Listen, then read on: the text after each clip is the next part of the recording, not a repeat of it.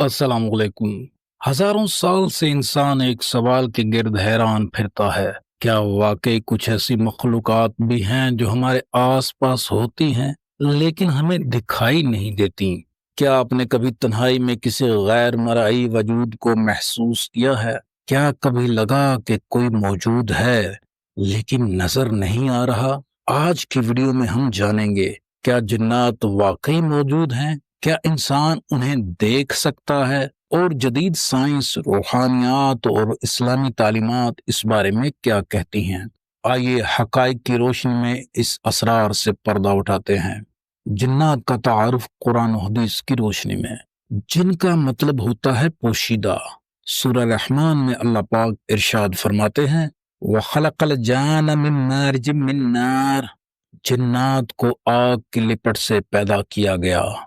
इस्लामी तालीमात के मुताबिक जिन्नात एक मुस्तकिल मखलूक हैं। इनमें भी अक्ल, शऊर, ईमान और कुफर मौजूद होता है। ये मखलूक इंसानों की तरह जजा व सजा के कानून में शामिल है। रूहानी तारीख में कई बुजुर्गों का जिक्र आता है जिन्होंने मुराकबा, चिल्लाकशी या जिक्र अज़कार के जरिए लतीफ मखलूकात का मुशाहिदा किया। इमाम गजाली, इब्न अरबी और फखरुद्दीन राजी जैसे अकाबरीन ने ऐसे मुशाहिदात को बातनी अलूम का हिस्सा करार दिया है। एक मारूफ रूहानी अमल नक्शे नूर के बारे में कहा जाता है कि चांदनी रात में आईना, जैतून का चराग और इस्माए इलाही जैसे या शहीदो, या नूरो, या बसीरो के विर्द से एक बातनी तजर्बा होता है। लेकिन याद रखें, ये इल्मी जिक्र है, कोई अमली दावत नहीं। साइंस क्या कहती है? साइंस कहती है कि इंसान की नजर सिर्फ विजिबल स्पेक्ट्रम में देख सकती है, जो कि कायनाती लहरों का सिर्फ 0.0035% है। क्या बाकी कुछ नहीं? Ultra violet, infrared, X-ray, radio waves, ये सब भी तो मौजूद हैं, मगर हमारी नजर इनसे महरूम है। फिर क्या हम वाकई मुकम्मल देख पाते हैं? साइंस बताती है कि पाइनल ग्लैंड, दिमाग का थर्ड आई, ऐसी कैफियतों में फ़आल होता है जब इंसान ख्वाब में या गहरे ध्यान में मुख्तलिफ मुशाहिदात करता है। बाज़ साइंसदानों का मानना है कि यही हिस्सा रूहानी मुशाहिदात, ख्वाब और कशफ का मरकज हो सकता है। पाइनल ग्लैंड का मतलब होता है सनोबर के बीज की शक्ल का, क्योंकि ये ग्लैंड शक्ल में पाइन कोन यानी सनोबर, जिसे देवदार भी कहते हैं, ये दरख्त हैं, उनके फल जैसा होता है। ये दिमाग के वसत में मौजूद एक छोटा सा गदूद है जो मेलाटोनिन हार्मोन बनाता है और नींद के निजाम को कंट्रोल करता है। बाज कदीम तहजीबों में इसे रूह का दरवाजा या आखिरी आंख भी कहा जाता था। अलबत्ता साइंस ऐसी कैफियत को हेलुसिनेशन या साइकोलॉजिकल रिएक्शन कहती है, क्योंकि उनका कोई फिजिकल प्रूफ नहीं। रूहानियत क्या कहती है? रूहानियत एक बातनी साइंस है। ये कहती है कि जो कुछ हमारी जाहिरी आंख नहीं देखती वो बातिन दिल की आंख या रूह देख सकती है, मगर शर्त है इल्म, इखलास, तकवा, रियाजत और सही रहनुमाई।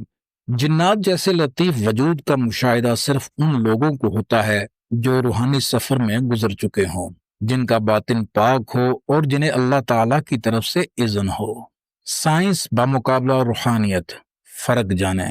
साइंसी पहलू क्या कहता है? साइंसी पहलू में जो तरीका है वो मुशाहिदा, नाप तोल और तजर्बा होता है, जबकि रूहानियत में कशफ, वजदान, मुराकबा दोनों के लिए एक टाइम फॉर्मेट होता है। साइंस में फौरी या मुख्तसर वक्त में रिजल्ट मिलता है, जबकि रूहानियत में तलब, सब्र और इखलास दरकार हैं। अब इनकी एक जुबान भी होती है, जिसे साइंस में फिजिकल फार्मूले, आदादो शुमार होते हैं, इसी तरह रूहानियत में रमूज, इशारे और अलामतें होती हैं। साइंस में सबूत जो हैं वो तजुर्बा, काबिल तकरार की बुनियाद पर होते हैं, जबकि रूहानियत में ज़ाती मुशाहिदा और इनफरादी तजुर्बा होता है।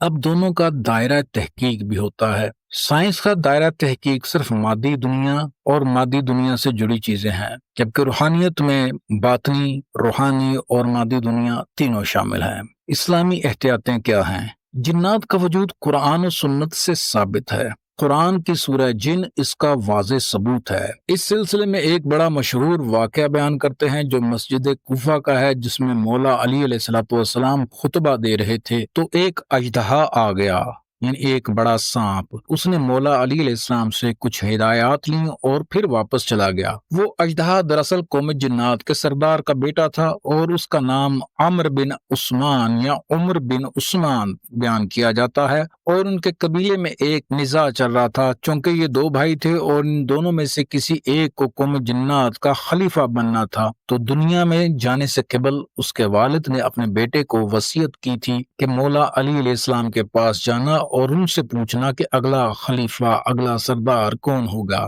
تب مولا علی علیہ السلام نے عدل کے ساتھ فیصلہ کرتے ہوئے اس کو خلیفہ مقرر کر دیا۔ یہ واقعہ بحر الانوار، جو کہ ایک بہت بڑی اور معتبر احادیث کی کتاب ہے، اس میں تفصیل کے ساتھ موجود ہے۔ اور بھی کتابیں ہیں جس میں یہ واقعہ موجود ہے، اور جس دروازے سے وہ سانپ مسجد کوفہ میں داخل ہوا تھا وہ آج بھی باب صوبان کے نام سے منسوب ہے۔